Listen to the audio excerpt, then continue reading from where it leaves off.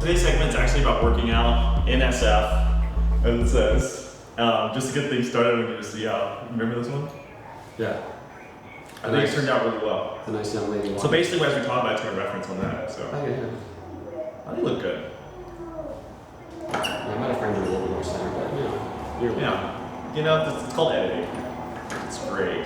This is nothing to do with working out, but it will soon. So what do you do? I work at a CrossFit gym, an athletic performance gym. Cool. We've got a location in downtown San Francisco, soon to be around the corner here at Church and Market. Cool. Yeah, I saw that actually. We're actually right down around the corner from where his new location is going to be. It's a scary neighborhood, but it's the best neighborhood centrally located. We're not scared. Wait, what's the actual address of the new space? Do you know? Fantastic question. Let me Google Maps. What does flagship represent, anyways? We just represent a place where people can come and People can come, huh? they can come from all over the place. Yes, cool. No, we just want to give people a place with convenient class times that they can live healthier lives. Okay. Yeah. For some people like me, I'm coming from Missouri about 8 years ago. Like to me, the only way to work out was literally like Gold's Gym and shit, right? So it's evolved quite a bit actually, especially in the past 10 years. So what's the difference between like a 24-hour fitness and like flagship, for instance? We're a group class-based model, so we thrive as a business on high attendance rate, where a 24-hour, or what we like to call like a Globo gym, is What would you say? Would you say Globo gym? Globo gym? Yeah, Okay. is based off of a very low attendance rate, and that's not our model. We, as a business, do better and survive because we have people attending our classes. But it's all class-based, so coach-led classes, teaching people how to move. So for me, like, 'cause you know me, I don't really, like, I don't, I guess, but for me, it's like, I feel like when you go to a place like 24-hour fitness, it's isolation, right? It's more like that versus community and actual results. Well, it's isolation in that most people have their headphones on and they're just kind of zoned in, focused on what they're doing. But also, if you look at the floor of a 24-hour fitness, you know, treadmills and machines, and the machines are isolated, targeted movements, and in real life, you don't move in target isolated movements. You move in compound function. What do you mean, dude? Fuck out of here. You're gonna go now. What? They just can't do the robot? No. You can't, I hate to see your robot. It'd be all technical and stiff. Kind of weird. So what do you think is the difference in working out today as opposed to 10 years ago? I think there's just more knowledge out there. Absolutely agree on that one. Easier access. We're Well, in the States, yeah. You go to fucking Seoul, Korea, it's like, well, they pluck you right out of the crib and put a barbell in your hands. But these days, knowledge is so much more easily shared that you have the strength and conditioning world crossing into the gymnastics world and borrowing from the yoga world, and it's all kind of combining this way where there's more options, there's more knowledge to be shared. yeah. Also, it also seems just more strenuous because there's also more filtering to do on what you really want. Sure, but at least you can go and you can find so many more options that whatever you're into, you can find it these days. Yeah. Decisions to be made. Yes. Anyways, you know what? By the way, I like how everyone introduces themselves. That's one definitely big difference. Like, hey, just say hi to the person next to you. So into that. For some people that have like in the past played on sports teams, like it helps kind of bring them back to that where they're working out with people. And for people that have like never been on a team or never worked out in groups, being more social is a more enjoyable environment. And honestly, the results speak for themselves. That working out in a group, it's more fun, and the results are much more so. You were a kid too. Remember, like I think you slowly whispered to me like, "There's those people that never walked into a gym before. They're gonna come in there." And I saw some of those people. I was like, "Oh man." Everyone's foundation of knowledge is different, you know, everybody's. Well, not just their foundation of knowledge, right? But like you said, we have people that come in with like professional sports backgrounds, D1 in college, and some people that have never worked out before.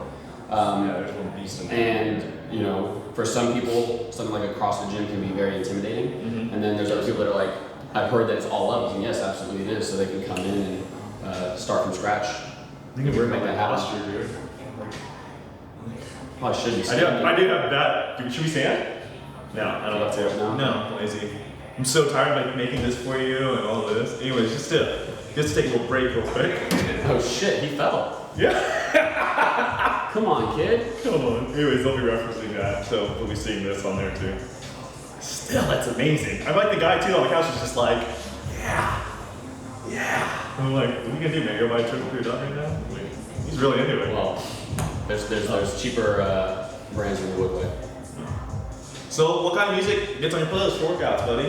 Kendrick Kendrick Lamar. Kendrick Lamar. All the time.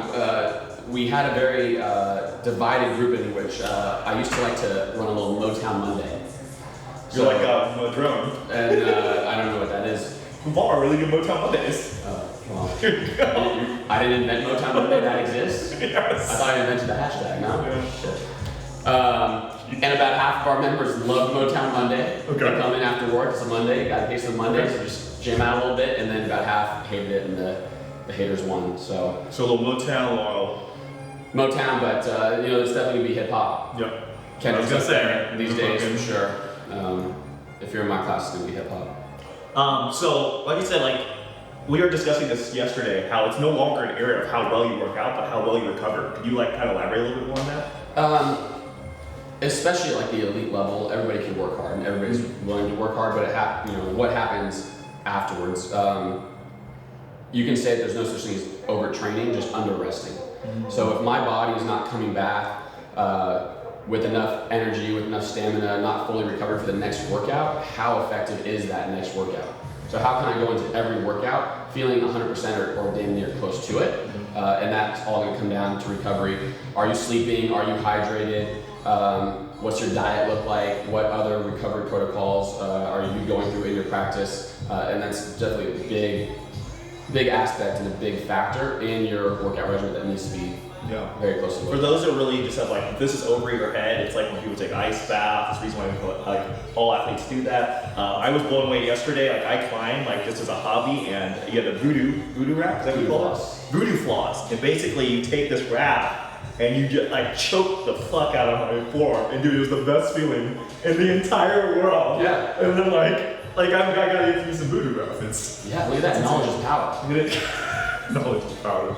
Okay.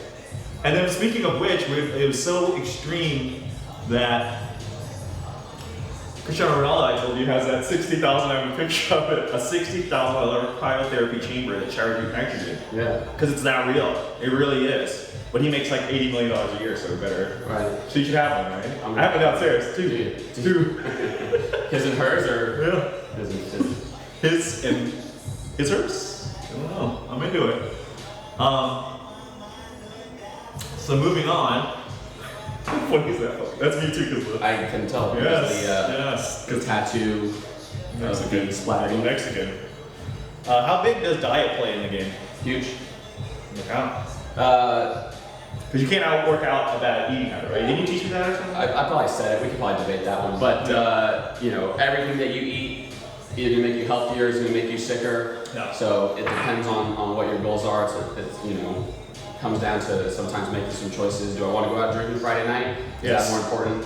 Then go for it. Yes. If that's what makes you happy, that's what makes you happy. Yes. But if you make certain choices in your diet, in your lifestyle, and then your fitness goals aren't being met, make the choice. Yeah. Most of the time, it's the easy one. You want the social life, or with the drinking. You can have the social life without the drinking, without some of these things that might not be conducive to your overall fitness, but it's a choice. Yeah.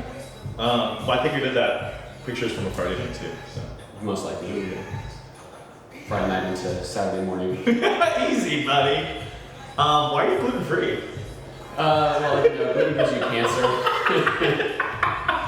A little dim sum. I think that picture out specifically. You see dim sum like it was going out of style, and then something happened to it. First of all, Old Mountain shut down too. I saw that. That's depressing. The one thing that I miss most since going gluten free, steamed pork buns. Oh yeah, I miss it all, man. What do you mean you miss it? Well, it's been like a week. Yeah, it's been a long time. So I went fully gluten free 2 years ago. My wife's been gluten free for 7 years. But there's a sliding scale. Her symptoms are. This is how you're gonna turn out. You go gluten free. Handsome. Brutal. Charming. Ooh, check. Rich. There's a sliding scale of symptoms. Oh yeah. So what advice can you give to people that are moving or already live in SF that are looking to get in shape? Like what I mean, like where do you start even? Because people are gonna come here like they really have no idea. I know you know because and it's hard to kind of go backwards thinking like that, but really, that's a question people actually ask. Absolutely. I think one of the nice things about being in San Francisco and Bay Area with all these startups is, there's an app for that. And if you go check out something like ClassPass, for $99, you get access to like thousands and thousands of group classes. Yeah. At that rate, it's hard to beat. And you can go try everything. And you can see if you want to take something that's boot camp or TRX or spin or Pilates, gymnastics, like whatever it is, and you can go experience a lot. And then of course, we live in a beautiful city where you can go run stairs and run hills, and you can go swim. So there's enough options to try everything. Yeah. I think if anything, like I know it's like for me, just from my own experience, is if you go in my room, like I'll play golf. Like I've been being mediocre at everything. I think you know that. Like Will Ross said best, he's like jack of all trades, master of none. That's pretty much. I'll play some tennis. I love playing tennis. I love climbing right now. Remember playing granite. Like I don't know, just whatever. Like for me, it's just always like having fun. Yeah. And being around that same kind of passion. It's just any other passion of mine. It's fun being around it. It's fun being like just embracing everything about the sport. No, well, I mean, you bring up a good point. If you can find some aspect of fitness that is fun for you, you're much more likely to stay committed to Absolutely. it. And some people, like for them, fun is like going out and playing kickball. Ooh, that sounds super fun, actually.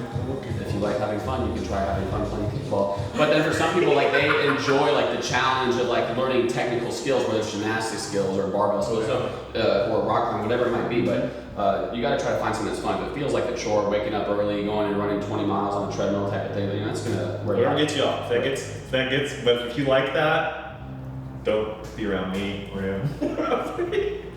Just kidding. Actually, if you like treadmills, you should watch this. Which we were watching. Different angle. I still like it. Still looks good. A handsome dog. That's the same hair as his. Yeah, well, at least we got here. That's true. Hey, you want to see an old one? I did this just for kicks. You remember that? Yeah, I was with the flashlights in the tunnels. Yes, the Pinnacles. The Pinnacles, fucking hacking, man. Hashtag fucking hacking, by the way. Hashtag fucking funny. I did another funny one. Remember that one? Yeah, look, you used that there. Yeah. I think everyone kind of knows. By the way, I used to have hair. Can't really tell. But you'll see all these pictures. They're great. Hey, buddy. Oh, that one. That's you. Look at me. That must be Lake Tahoe. That's back when it used to Snowboard. Yes, and snow. And there was Yes, there was snow at a There time. used to be snow. in We California. actually have a picture. This is a fun one. 9 billion chickens are consumed annually. MIT study. Had no idea. 9 billion chickens by Americans. It's crazy. Is that going in the video? Yeah. Anyways. Well, so I hope you learned something from either one of us. It wasn't fun though. Any last words or words of wisdom to people that moved to SF? Come with plenty of rent money. You got the truth. Lots and lots and lots. Anyways, thanks Will for stopping by. My pleasure. Teaching Thanks for us having me. absolutely nothing. Guys, if you want to go check him out though, seriously though, he does train at Flagship. It's pretty badass. I did one of his classes and, or not even do one of your classes, but I watched one of them. Took notes. I did take notes. And it was fun.